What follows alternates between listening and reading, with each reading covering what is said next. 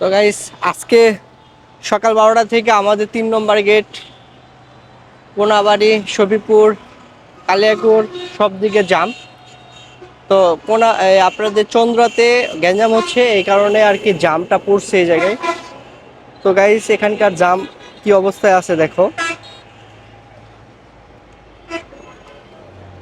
দেখো গাইস কত গাড়ি জামে পড়ে রয়েছে। এরা দীর্ঘ 3-4 ঘন্টা ধরে জামে পড়ে রয়ে গেছে।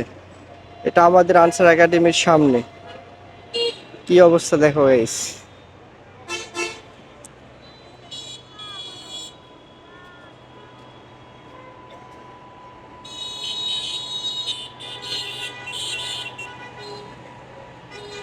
এই হলো অবস্থা আমাদের শফিপুরের।